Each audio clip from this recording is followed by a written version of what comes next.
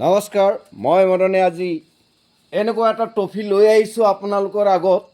ৰাখে হৰি মাৰে কোন, ঈশ্বৰে যি কৰে ভালেই কৰে। হাই, ধন্যবাদ, নমস্কাৰ। আজি মই আপোনালোকৰ আগত এনেকুৱা কাহিনী এটা লৈ আহিছোঁ। কাহিনী বুলি ক'লেও ভুল হ'ব, কিয়নো এইটো মোৰ প্ৰত্যক্ষ মোৰ লগতে ঘটিত হৈছে। আপোনালোকে শুনি গ'লে এনেকুৱা এটা মনত সন্তোষ পাব, যিসকলে এনেকুৱা ধৰণৰ ঘটনাৰ লগত জড়িত হৈছে। ধৰক কিছুমান শোকাকুল হৈছে, বিভিন্ন মানুহৰ ঘৰততো ঘটনা ঘটি থাকে, কিমান মৰ্মান্তিক হয়। সেই তেনেকুৱা ঘটনা এটাক লৈয়ে মোৰ লগতো ঘটিত হৈছিলে। সেই ঘটনাটোকে আপোনালোকৰ আগত আজি মই বক্তব্যটো ৰাখিব বিচাৰিছোঁ। ঘটনাটোতো কেনেকুৱা ধৰণৰ, মনোযোগেৰে শুনিব, হয়তো নিশ্চয় কিবা এটা তাৰ ভিতৰৰ পৰা বুজি পাব। কথাটো এনে বহলাই নলওঁ। কথাটো মূল ঘটনাটো এনেকুৱা ধৰণৰ। আজি প্ৰায় 5 বছৰ আগৰ ঘটনা। মোৰ পৰিয়ালৰ লগতে বুলি ক'লেও বেয়া নহয়। কথাটো এনেকুৱা, এদিনাখনৰ কথা।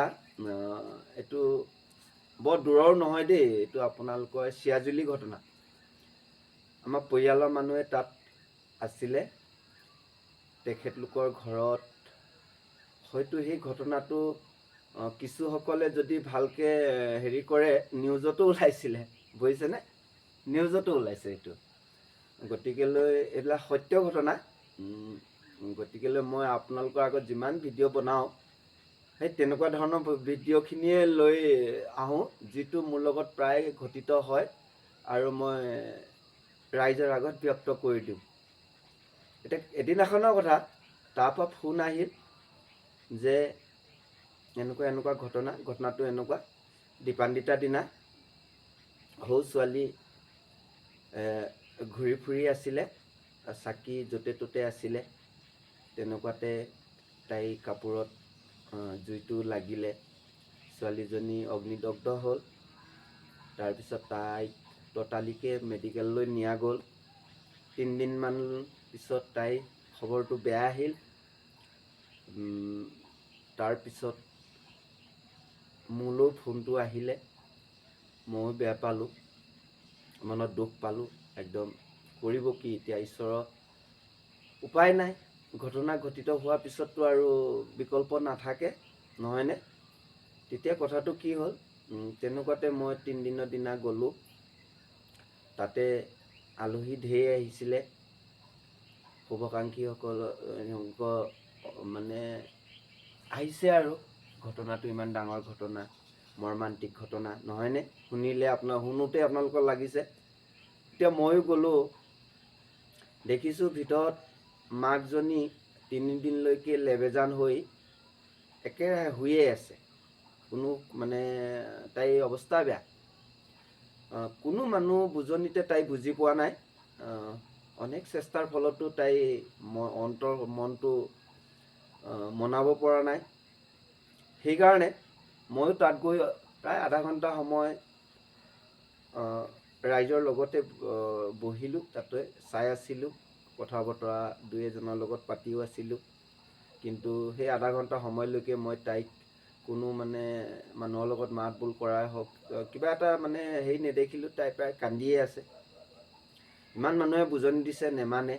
তাইৰ অৱস্থাটো বেছিকৈহে বেয়া লৈ যাব যেন মানুহে অনুমানিত কৰিছে। তাৰপিছত মোৰ মনলৈ জানো কি হ'ল, মই নিজেও ক'ব নোৱাৰোঁ। ঘপককৈ এনেকুৱা কথা আহি গ'ল যে যি হ'ল ভালেই হ'ল, কান্দি কি লাভ, ফুটিয়ে গ'ল নহয় মুখৰ পৰা। পিছত মই অলপ অনুতপ্ত হ'লোঁ, হে প্ৰভু, এনেকুৱা সময়তনো মোৰ মুখেদি এনেকুৱা কিয় আহিলে? হ'লেও ক'লোঁ আৰু, বেয়া চেয়া নেপাব, চব ঈশ্বৰৰ খেল, কি কৰিব, দুখ চুখ নকৰিব। প্ৰভুৱে কৰিছে, আমিনো কি? তেওঁৱে সৃষ্টি, তেওঁৱে সম্পূৰ্ণ মানে আমাক চলায় জগতখন। তেনেকুৱা কথাতে আৰু অকণমান সময় বহিলোঁ। তাৰপিছত আকৌ আমি বাইক লৈ গৈছিলোঁ, আকৌ ঘূৰি আহিছোঁ।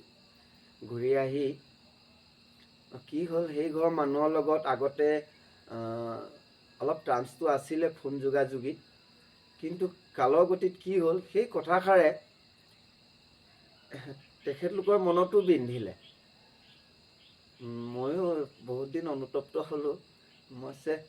মই আগত তাই সেইটো দেখি পটককৈ মই নিজেও ক'ব নোৱাৰিলোঁ নহয়, তেনেকুৱা এটা আহি গ'ল। তাৰপিছত কি হ'ল, প্ৰায় এবছৰ মানৰ পিছত ঘপককৈ ফোন কল এটা আহিল। দেখিলোঁ বহুত পুৰণা ফোন কল, তেখেতৰ নামে সৈতে আহিছে। মই ৰিচিভ কৰিলোঁ, এফালৰ পৰা হেল্ল' কৰিছোঁ। তেখেতে কৈছে হাই। মই ক'লোঁ আজি শব্দচোন সেয়া বেয়া পোৱা শব্দটোন ইয়াত একোৱেই নাই, বৰ মানে আনন্দদায়ক শব্দ আহিছে। মই অকণমান চিন্তিত হ'লোঁ, কথাটো কি? তেওঁ ক'লে আপুনি সোনকালে আহক আমাৰ ঘৰলৈ। মই বোলো কিয়? বোলে সেই আপোনাৰ কথাটো আজি ফলিয়ালে। মই বোলো কি মোৰ কথা? মই ঘপককৈ ভয় লেখীয়াও লাগিলে, কিনো কি এবাৰ সেই আগৰ কথাটো অলপ মানে হেৰি লৈ সোমাই আছেতো। বোলে নহয়, আপুনি সেই দুখ কৰিব নালাগে। বোলে আপুনি কৈছিলে যে ঈশ্বৰে যি কৰে ভালে কৰে। বোলে সেই বাক্যশাৰীকে আজি মোৰ লগত ইয়াত খাটিলে। মই বোলো কিয়? তেওঁ ক'লে মোৰ ল'ৰা জন্ম হৈছে। মই বোলো ধন্যবাদ, ল'ৰা জন্ম হৈছে, ভাল কথা, ধুনীয়া কথা। তেওঁ ক'লে যদি ঈশ্বৰে তেতিয়া সেই ঘটনাটো নঘটিলে হয়, হয়তো আজি মোৰ ঘৰত ল'ৰা জন্ম নহ'ল হয়। আৰু ল'ৰা বা ছোৱালী একে, তথাপিও প্ৰায় মানুহৰ মনত এটা হেঁপাহটো থাকে ল'ৰা এটা জন্ম কৰোঁ বুলি, নহয়নে? কিন্তু ভাবক, ইহঁতৰ মনতো আগতে সেই ভাৱটো আছিলে বুলি মোক জনাইছিলে, কিন্তু উপায়হীনত মনে মনে থাকিবলগীয়াত পৰিছিলে। আৰু তেওঁলোকৰ মনৰ ভাৱনাক হয়তো ঈশ্বৰে শুনিলে, শুনাৰ পাছত পুনৰ তেওঁলোকৰ কোলালৈ এটি ল'ৰা সন্তান দিলে।